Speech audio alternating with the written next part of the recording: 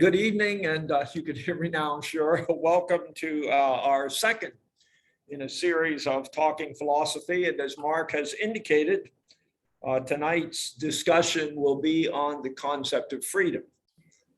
That's a complex discussion, but I will say it's a timely discussion. If you consider what's going on in the news today and what's going on in our world, with such things as the rise of totalitarianism, the rise of fascism, the rise of strong leaders who are leaning toward totalitarian concepts and all, as well as even at the personal level, recent Supreme Court discussions in which the issues of freedom are being bantered back and forth on both sides.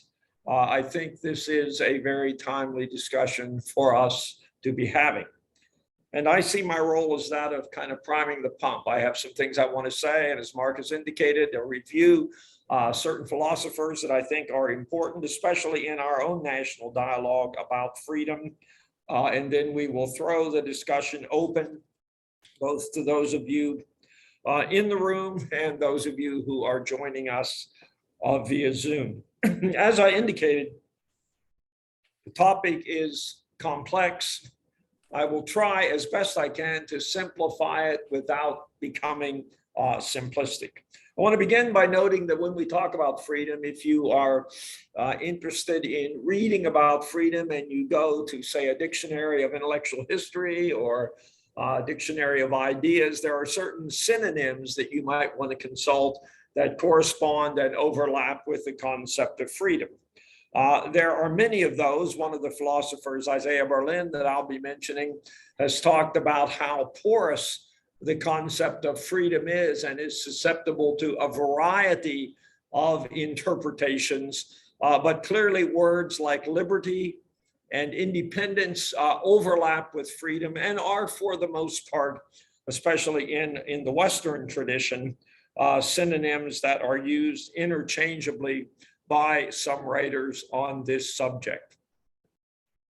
Also making a discussion of freedom a little bit difficult is that it functions at various spheres in our own lives, three of which are most obvious: the personal sphere, the public sphere of citizenship, and finally, the global sphere, where we consider our global identity. Just a word about each of these, if I may. Personally, we like to believe that we have or do have the freedom to think and feel and act as we are led. That's in the personal sphere. And that ranges across a variety of significant decisions. Going home, if I want to stop and get a milkshake, I have the freedom to decide, do I want vanilla or chocolate? That is an exercise of my freedom, though I dare say that affects none of you and is not likely to have any earth-shaking consequences in the world. At another level, I might on my way home decide I'm late and try to drive 90 miles an hour down Route 90. That is a different kind of exercise of freedom for which the state could engage in some coercive measures by pulling me over. And it also would have deeper implications, not only for my safety, but for the safety of others on the road. But by and large, in a fairly broad area of the personal sphere, all of us are able to exercise at least some measure of freedom. Now, throughout the history of philosophy, one of the discussions we could spend time on is the whole free will versus determinism debate, which may indeed affect some of the decisions. But by and large, at the very practical level, most people act in this personal sphere as if they have the freedom to decide both the simple and the significant things. Certainly in the citizenship sphere, we want to exercise our personal freedom, and the great liberal tradition, and by that I mean the tradition oriented since the Enlightenment toward liberty, has wrestled with the question: we want enough government to guarantee our freedom, but we don't want too much government to infringe on our freedom. And we'll say more about that later. but that's also one of the spheres in which freedom gets discussed. And then certainly at the global level, there are structures of freedom oriented toward peace among nations. These are relatively recent, since the beginning of the last century. These engage in discussions about human rights, about liberty, and so forth. What is sometimes called international law, which guides and directs us at the global level. And all of these overlap and interact and become indeed somewhat conflowing together context, as well as on occasion conflicting context. So it begs the question then, what is freedom? What is liberty? What is independence? A philosopher that I referred to earlier, and someone I think who helps us map out the path through the forest of conflicting ideas, is Isaiah Berlin. And he has written a very famous essay in which he begins early on with the following words: to coerce a man, or we would add more inclusively today, a woman, is to deprive him or her of freedom. But freedom from what? Almost every moralist in human history has praised freedom. Like happiness and goodness, like nature and reality, the meaning of this term is so porous that there is little interpretation that it seems to be able to resist. Or put in other words, and a little bit more directly, because sometimes Berlin can be a convoluted writer, stemming from the fact that much of his writing is often public lectures and conversations, less so than books and manuscripts. But what he's really saying is that this word means a great deal of different things to different people at different times. And in order for us to find some sense of meaningful discussion about the concept of freedom, we need to kind of narrow that down. When a word can mean anything and everything, it ends up meaning nothing and becomes meaningless. So one of the things that Isaiah Berlin is trying to do in his lecture entitled Two Concepts of Liberty is to provide some general focus for discussions about freedom and about liberty. This essay was delivered in 1958, which is right in the heart of the Cold War, to locate it in its context. And it was his inaugural lecture as the professor of social and political theory at Oxford University. And he begins by noting that the deepest of all political questions is, again, the question of obedience and coercion, which he breaks down into a number of sub-questions. Why should I or anyone obey someone else? Why should I not live as I like? These are very practical questions. Must I obey? If I disobey, may I be coerced or even punished? And if so, by when? To what degree? In the name of what? For the sake of what?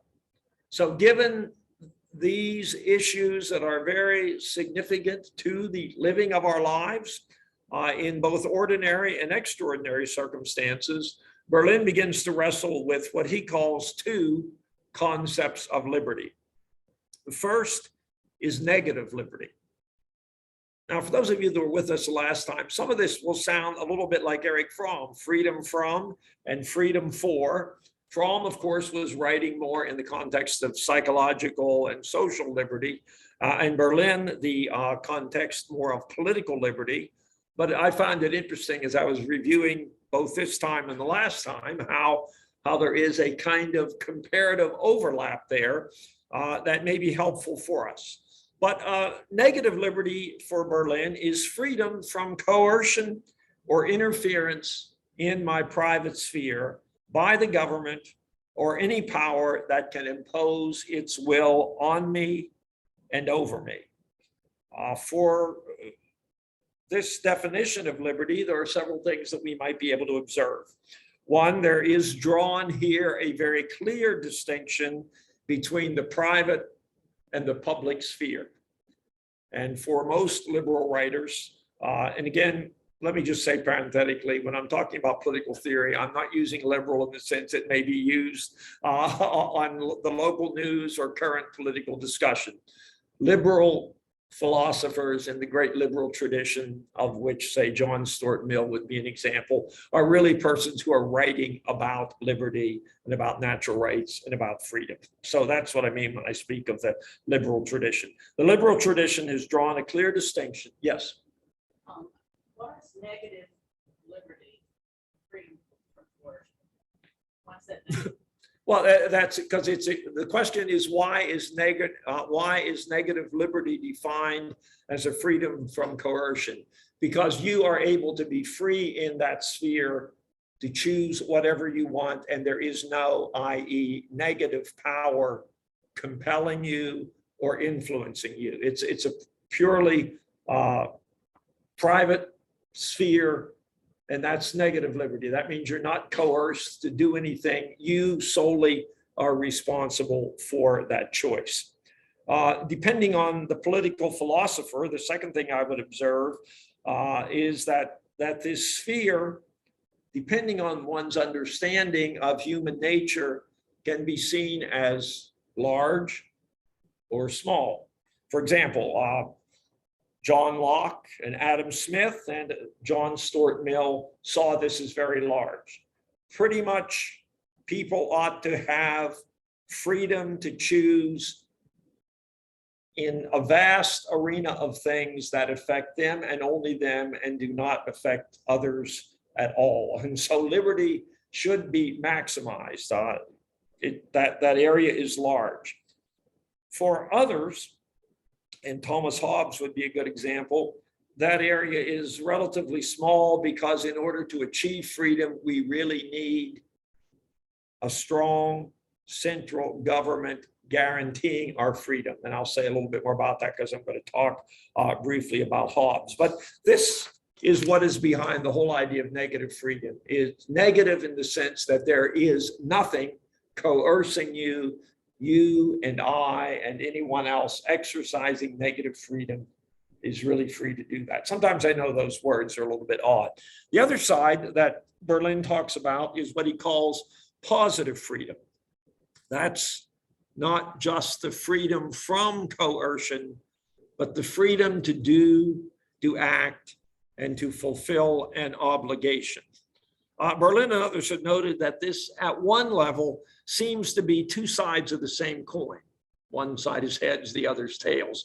If it's not negative freedom, it must be positive freedom. But as Isaiah Berlin goes on to note, in many political theories, particularly those flowing out of the Enlightenment, this positive freedom is the freedom to be and act as a rational being.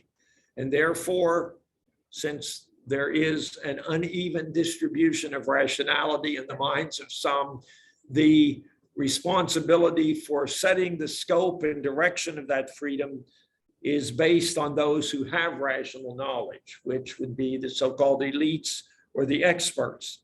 And both Berlin, and I'm sure each of you can immediately see a danger there in allowing positive freedom to be defined by various groups other than we ourselves or our participation in those. That can give rise to all kinds of various collective ideologies that force people in directions that may actually then encroach upon and limit their own individual freedom and liberty. So there are times when, if pressed far enough, negative liberty and positive liberty can not only move in different directions, but engage in conflict, and positive liberty can become a threat to negative liberty as it is defined by Berlin. It would seem to me then that the solution, as in so many things in life, is to find a balance between, it's not even the poles of a continuum so much as it is a teeter-totter or a scale. How do you balance the amount of positive liberty and negative liberty so as to maximize individual life and the good society, to put it very simply. How do you affirm and protect the needs of both a community and a person? And obviously, tomes and volumes and a myriad of books have been written on that subject. So how do we find that balance? I think it depends on several factors, three of which historically have been significant. One is the writer's perception of what is ultimate reality. That may be seen as God, that may be seen as natural law, that may be seen as some transcendent, some general will, some movement of nature. But your perception of ultimate reality, including the perception that there may be no ultimate reality, is going to be one of the things that impacts how you structure this balance. Certainly your understanding of human nature. I've already alluded to the little bit of differentiation, and I'll elaborate on it in a moment, between Hobbes and Locke on what is human nature really like, or the enduring theological question: are humans born essentially good, or are they essentially fallen? Or in the history of political thought, the tension even more sharply drawn between Hobbes and Rousseau. One believing human nature is pretty much scum, Hobbes, I'll elaborate on that, or Rousseau, who believed that in our natural state, we are born free, personally free, and it's civilization that has corrupted us, for Rousseau. I'll say a bit more about that. But what I want to do is, if I could, briefly look at these three philosophers I have alluded to in just a bit more detail. Thomas Hobbes, who lived from 1583 to 1645. John Locke, who lived from 1632 to 1704. And Jean-Jacques Rousseau, who lived from 1712 to 1778. Why did I pick these three when there would be a myriad of other writers who have spoken about freedom, ranging from writers in the Hebrew scripture, St. Paul in the New Testament, Augustine, William of Ockham, Thomas Aquinas? Well, I've chosen these three because they represent the emergence of the modern period, which impacts and affects the way we live. I chose them because I think the three of them have had the greatest impact on American political thinking. And I chose them because we don't have all night to be here. And so we got to move this along. It seems like a brief overview of these three thinkers will help surface issues in the discussion of freedom. As I said, all three have in common this idea that somehow there is a natural state, whether that's understood symbolically, metaphorically, or literally, is a discussable point, but really beside the question for what I want to do. Then in the midst of problems that arise in the natural state, we enter into a social contract or a social covenant that forms society, civil society, government, and that guarantees our freedom and then enables us to fulfill our destiny as human beings. But each of the three envision those steps in slightly different manners. As I said, Hobbes believes that in the natural state, humans are dismally self-absorbent. They are corrupt. They are in a state of war with each other. They are selfish. The life of man is, as Hobbes said, nasty, brutish, and short. Whether you understand that situation to be occurring somewhere in the past or somewhere right now, man in his, and I'm quoting Hobbes here, or to make it more inclusive, humanity in our natural state is in a state of war with each other. I have my needs, I want power, I want to win, and in order to do that, I'm out to get all of you, whether you're on Zoom or whether you're here in the room. Obviously, Hobbes said we got to do something about that. So for Hobbes, the social contract is that human beings agree to lay down their arms and lay down their thirst for power and their quest for power, and to give that power to a sovereign. Using a biblical term from the book of Job, he called that sovereign Leviathan, or the famous monster. And that is the title of his most famous work in political philosophy. The sovereign then has absolute power. And the sovereign in turn then is able to grant back to individuals a certain sphere of power in which they can operate, but the sovereign exercising the sovereign's will is absolute, hence Leviathan. Now, in fairness to Hobbes, that sovereign can be in one person, a monarchy. That sovereign can be an aristocracy. That sovereign can even be a democracy. But whatever form the Leviathan takes, the Leviathan is absolute, gets the final word, but in so doing, preserves freedom and order and enables us to become what we are. Now, that is a truly oversimplification of Hobbes, but I think a fairly accurate representation of the major trajectory of his thought. Locke, coming along after that, also had this movement from state of nature to social contract to living the civil life, except that Locke saw the state of nature not as a state of war, but as a state of perfect freedom. We are in the state of nature, and again, it could be literal or symbolic. And for Locke and Hobbes, it's sometimes unclear whether they're referring to an actual empirical place or time, or rather an image of some metaphor for human nature. The state of nature for Locke is a state of perfect freedom. We are ruled by no judge. We are coerced by no civil authority. We are only obedient to the natural law. For the path for freedom for Locke is law, but in the state of nature, natural law rules.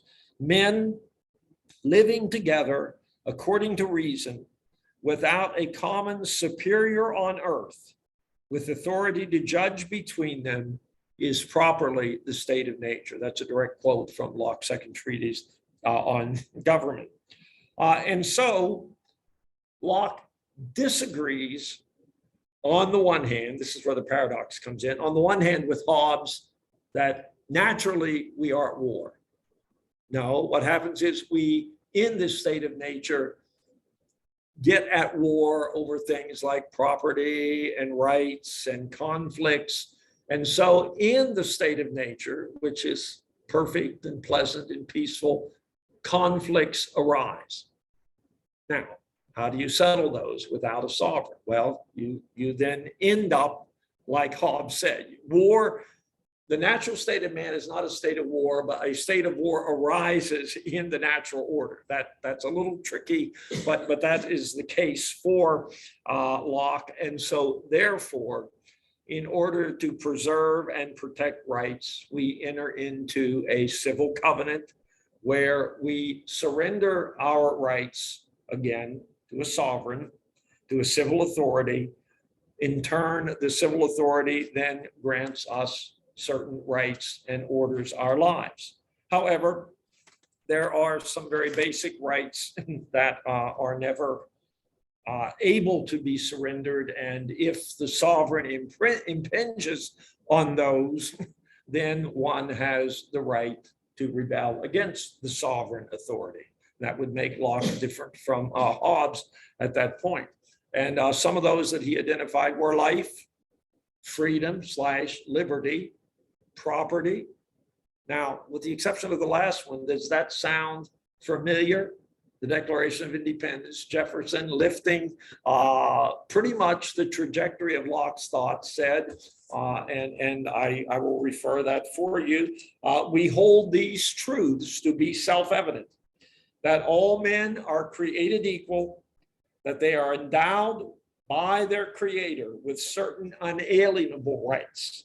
Among these are life, liberty, and the pursuit of happiness. That's one of our fundamental documents as a civil society, namely the Declaration of Independence.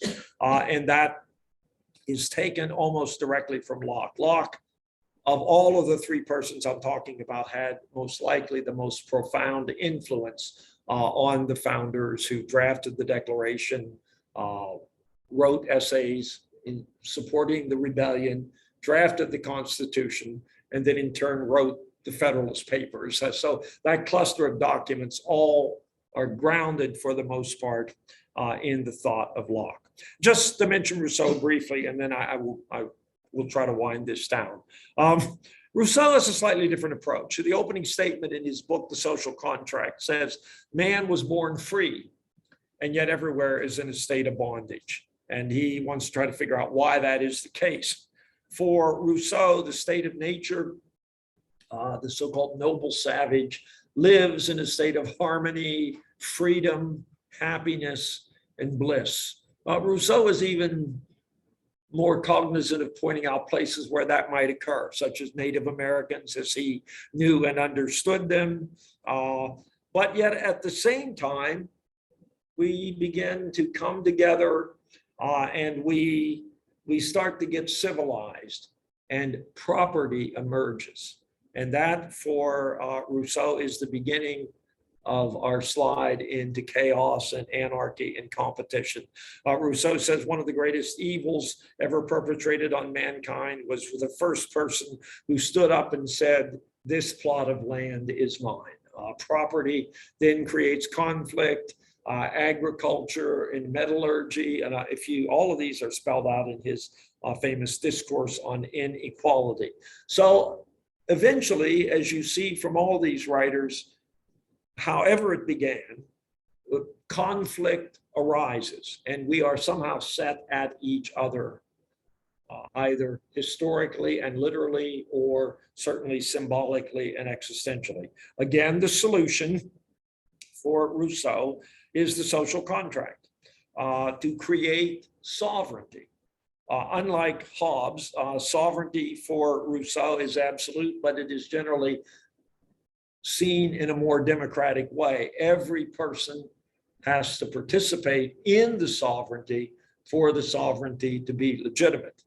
Now, that's much easier when you're a small town in Vermont, or when you're a Greek city-state, or you're even a hamlet in England, or a village in France or Switzerland. It becomes more difficult as population expands and needs to become more representative. But always for Rousseau, there is this idea that you have to have a say in the formation of this social contract. So that people in Rousseau's understanding of things have a double relationship to the state. They are either directly or through their elected representatives, the lawgivers, and then they are also those who are simultaneously subject to the law, which would be, again, positive freedom. And that is the way in which they get freedom. And what then becomes the criteria is the general will. Very briefly, how does one know the general will? For Rousseau, it tends to end up being majority vote. If we have created a civil society among the five of us in this room and the others gathered, I can't impose my will on you. If the four of you vote that we want to adopt X and I want to go Y, I have to concede this is the general will. It's a kind of a trust that somehow in the midst, the legislative body, whether it's absolutely democratic or representatively democratic, represents the general will. And it is through the general will that civil society is formed and freedom is maximized. Now, just a couple of quick observations. In the end, for the Western world at least, and these three philosophers have some significant contribution to the formation of our understanding, the key to balancing this negative freedom versus positive freedom is what we would call a social contract, a civil compact, or broadly speaking, the law. The law for Locke, for example, was the path to freedom. The natural law before war broke out, now the civil law established by the sovereign. And that has really shaped our own understanding in this nation. I've already referred to the Declaration of Independence. The Pledge of the Flag characterizes us as one nation under God with liberty and justice for all. How do you find that balance? The answer is in law. The Constitution in its preamble, which legal scholars say is not binding like the other articles, it does set the tone and indicate the goals. And one of the, we the people, in order to form a more perfect, and it lists a whole bunch of things. And one of those is to secure the blessings of liberty, i.e. freedom, to ourselves and our posterity. And so the way that that's done in our Constitution is to incorporate much of the thinking of these three philosophers, especially Locke and Rousseau, into our legal system. And the two guiding principles very quickly are the separation of powers. In every assembly and every civil action, there is a legislative, an executive, and a judicial dimension. In some places, like an absolute monarchy, like the Vatican. The Vatican, as a political institution, the Pope is the chief executive officer, the legislative officer, and the judicial officer, all wrapped up into one. And I'm not picking on the Pope. The state of Monaco, the same way. The Prince has a legislative council, but all legislative, executive, and judicial authority rests there. Our founders said the first way to maximize freedom and to balance this coercion versus negative versus positive is to separate those powers. We'll have an executive branch, we'll have a legislative branch, we'll have a judicial branch. But that was not enough. They also said we will allow them to check and balance each other. Again, this is vintage Locke and Rousseau to some extent. And so today we have our Constitution. But even with that, I'll swing all the way back to Berlin and then be done. This is why we still, when we talk about freedom, deal with a myriad of interpretations. Even with all of these wonderful texts we have, wonderful documents, just turn on your news, whatever ideological channel you watch, and you will discover that it isn't quite that easy. There is an ongoing conversation about what it means to be free. And that conversation is centered on the tension between the private sphere and the public sphere, the tension between negative freedom and positive freedom.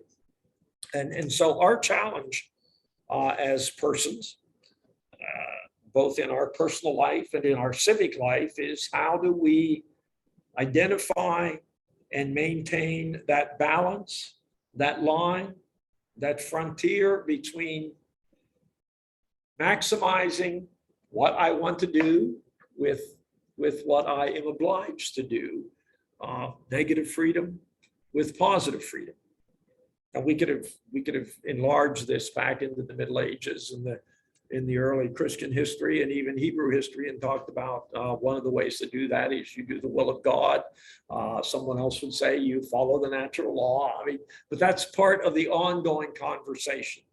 And it will be a conversation that will endure. Part of the reason why I'm grateful that we had this discussion is that for freedom to be maintained, we must be willing to participate in the conversation.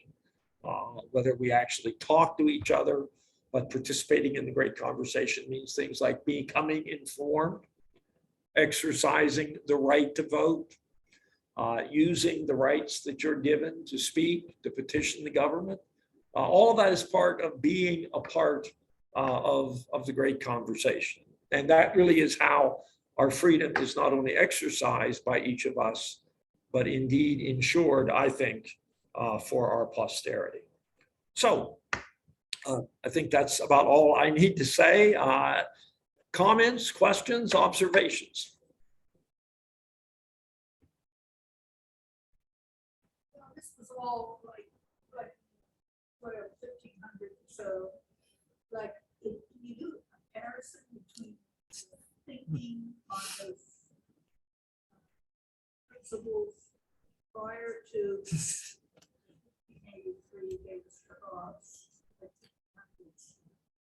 Sure. The question is, can I comment on discussions of freedom before, say, the modern period? Yeah, sure. I can do that.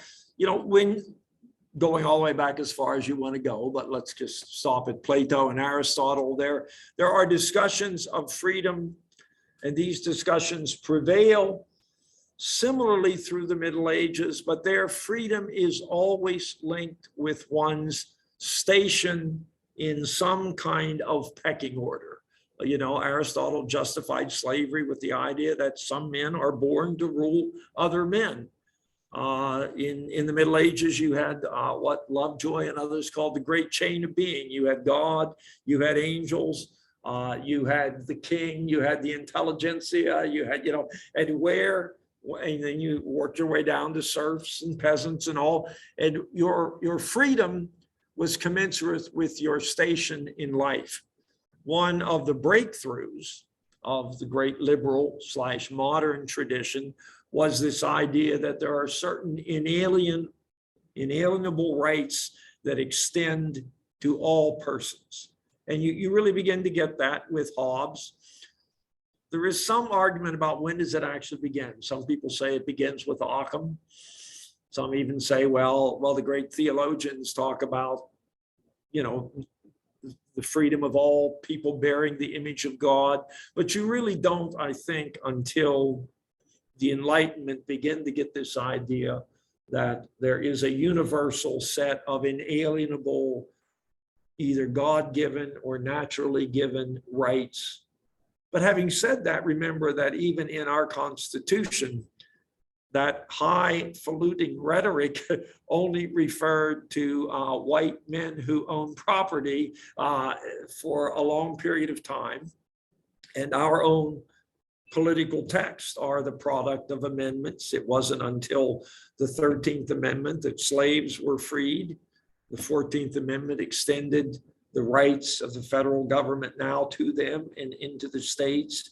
It wasn't until, I believe, in 1919 that 1921 maybe that women got the right to vote. I mean, we are, the conversation's continuing. We are gradually seeing an expansion of rights until the most recent Supreme Court decision, which is the first time, and wherever you stand on that, we can talk about that if you want, but the observation I would make is that rights have been constricted. Generally speaking, when Supreme Court decisions were reversed or new legislation was proposed, it was always to the expansion of rights, rights for slaves, rights for people who didn't own property, abolishing the poll tax. This is the first time that a right that has been granted has been rolled back. And you see that in the trajectory of freedom. If you go back to the ancient Greece, yeah, they talked a lot about freedom, but the freedom, and the same, I think, to some extent in ancient Rome, is always where you are in the pecking order. You know, the first thing you need to do is speak Greek because everybody else was barbarian. They babbled, didn't understand. And then when you spoke Greek, you needed to be a man, and you needed to be a property owner, and you needed to be part of the ruling elite, a patrician.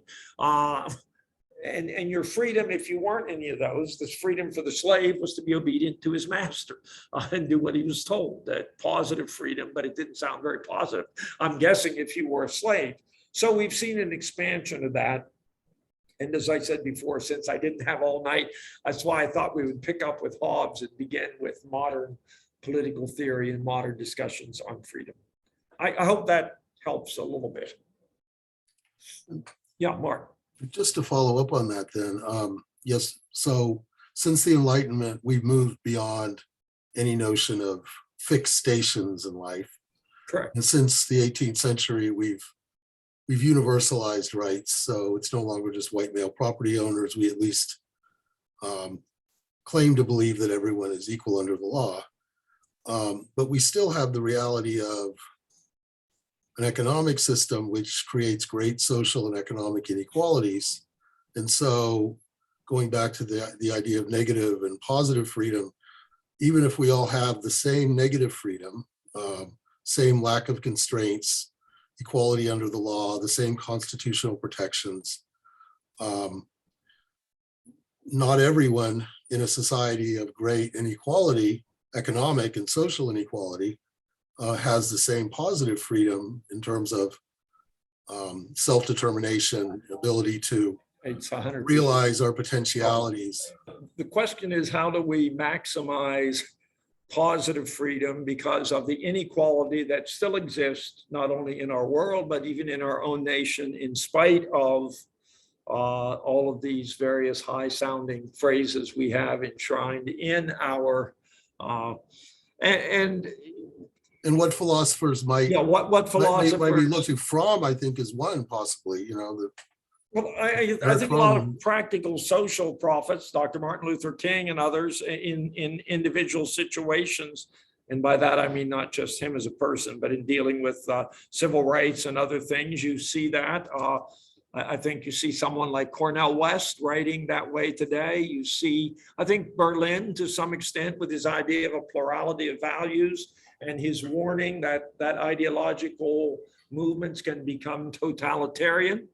I would also personally answer that I see liberty and justice as a kind of, I would almost interpret them as negative and positive freedom. And John Rawls, whose theory of justice is a philosopher, but practically, you know, Eric Vogelin, by the way, I would also include in that category.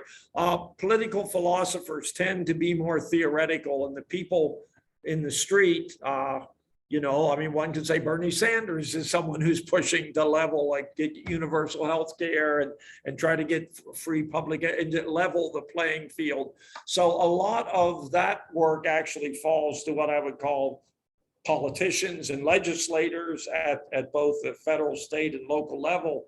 But are they guided by the philosophers? For example, when Dr. King was making his case for equality racially, he kept appealing to these great texts and said, let's make good on what we've claimed. Let's make good on our heritage. You know, his famous analogy and his speech at the Lincoln Memorial, the Negro has been given a bad check, and we've come now to kind of cash it and redeem all of that.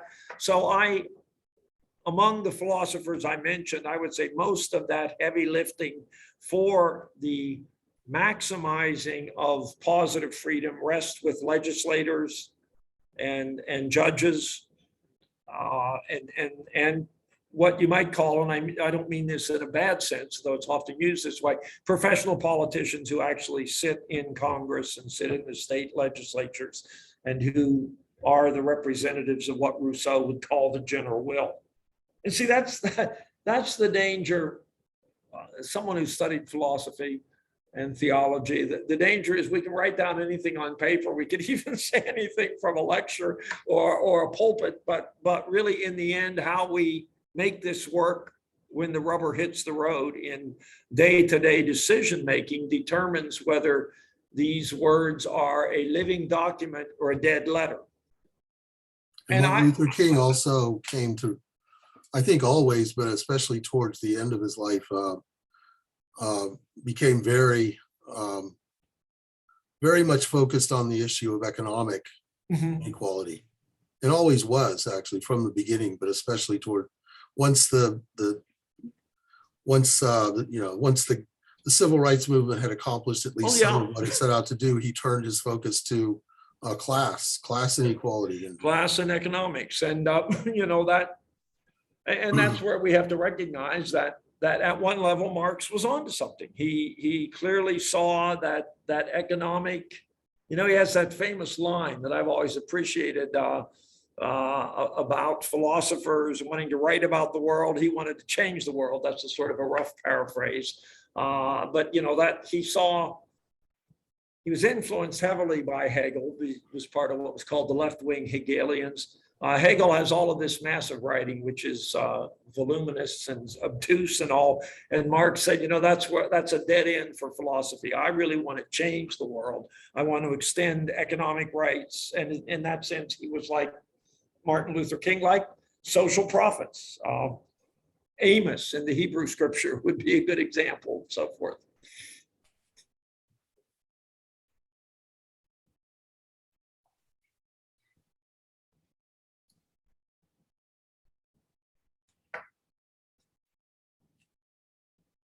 All right. I'm trying to integrate, you know, like what I remember from scripture Mhm. with, these, the either or kind of preposition versus we're all one. Yeah. It's either black or white, whatever it is. We're either green or slave or Greek. or Jew. Right, Galatians, There's one right.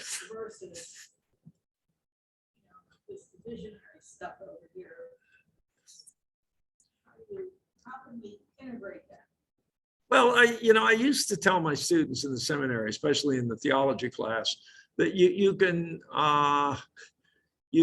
divide almost all theologians and philosophers into two broad groups. Now, this is an oversimplification, but whether their favorite preposition is or whether it's and, either or, which is kind of binary thinking, or both and. And I interestingly enough, Isaiah Berlin has a very famous essay called The Hedgehog and the Fox. And it goes on. It's really, the essay is a sort of an analysis of Tolstoy's view of history, but he tells the story about the famous Greek line in poetry that says, the hedgehog knows one thing and knows it very well, presumably, and the fox knows many things. And he says, now, I don't know exactly what that writer may have meant literally, but I can imagine a world in which we can divide thinkers into those persons who see one thing, and then they force all of their experience in the world through the lens of that. They see the world that way, versus the foxes who are interested in many things. Just to cite two examples, Berlin put Plato in the hedgehog and Shakespeare in the fox, and he has a whole list of others in that essay. And then there's something to that. Ideology has already put the world in a box and feels it has absolute answers. By the way, there is no absolute freedom. All of us are bound some way. Presumably, only God, whether you understand God like Spinoza or St. Augustine or St. Paul, only God has absolute freedom. But as we meander our way through the world, I think there's something to be said for pluralism, in the sense that we want to exclude nothing. We want to include, we want to join, we want to unite. That's why I think being an and philosopher or an and theologian as opposed to an or, because or then immediately allows us to divide the world between them and us. And then that usually degenerates into me versus you. And then that degenerates further into I'm right and you're wrong, unless you agree with me. And then sadly, in the end, it can lead to the violence that says, I want to coerce you to become like me. And if you can't, I want to eliminate you. I mean, remember, if you've ever read Plato, in the Republic, they're starting to argue over what is justice. And Thrasymachus says, justice is the interest of the stronger. Otherwise known as might makes right. And Plato, of course, is resisting that, trying to correct that. And that's where I'm a great fan of this, what I call the dialogical and inclusive method of conversation. That's why I like to do something like talking philosophy. I mean, obviously, if all we do is talk, I think Mark is absolutely right. Our talking has got to lead to acting. But we human beings, here I'm editorializing and I admit this, are a strange conjunction of thinking, feeling, and doing. That's our being is constituted around that. Or if I like to say, if I were preaching, the head, the heart, and the hand. And we need to be bringing those three into balance. That's part of, I think, Mark, what you're alluding to. We have some very heady stuff about equality in the great political texts of the modern world. But we have failed to act that out when we have come down to organizing our life. And then we develop ideologies that make excuses for why slavery can be justified, why economic exploitation is okay.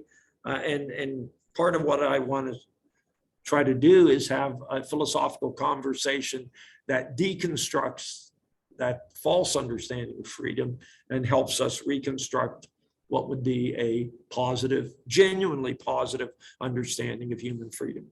You say it's, would you say it could be summarized as we're too focused on negative freedom and not enough on positive. We talk a lot about the lack of, the rights we have, the lack of constraints, but we don't talk about what it would actually mean to be free, for everyone to be free, which is the difference between negative and positive freedom. And Right, and we're all very excited. The question was, we talk a lot about negative, we agree on negative freedom. Everybody wants to just be left alone to do their thing, but that breaks down. And that's why I like to, almost lifting again a line from the pledge, like to see liberty and justice for all. I mean, we want both negative and positive freedom. And I think the path to positive freedom is justice. And in a world where we cannot agree on what justice is, we at least believe in, like, again, John Rawls, equality under the law, all of us, the golden rule. We want to treat people like we would want to be treated. We want to treat people like they are an end. Exploitation, as you're describing it, comes from treating people as a means. Slavery was a means of economic something for somebody. Poor workers who are suffering from something less than a livable wage, even though we call it a minimum wage, are being not treated as an end, but as a means. And you could go right down the line with that. Justice, I think, is maximizing a community in which we are all ends unto ourselves. In that sense, I guess maybe I am kind of Kantian. Although Kant struggled with that. He has a great line, you cannot make something straight out of the crooked timber of humanity. That's a quote right from Kant. So that's why the conversation will go on. That's the role, by the way, of libraries, to provide text, to keep the ancient classics alive. That's why we have gatherings like this. All right, well, I don't see any more questions here in the room. I don't see anybody, I'm getting a little sun in my eyes. Don't see anybody on the net that wants to, is there anyone on Zoom? Let's be sure. Is there anyone on Zoom who would like to ask a question? Yes. Or comment? And if you do, please unmute yourself. Yeah.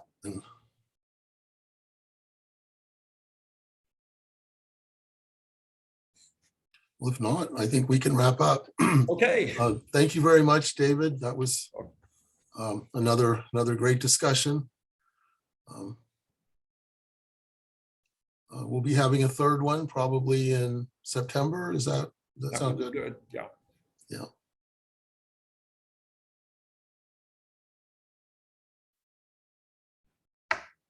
Okay, well, thank you all for coming.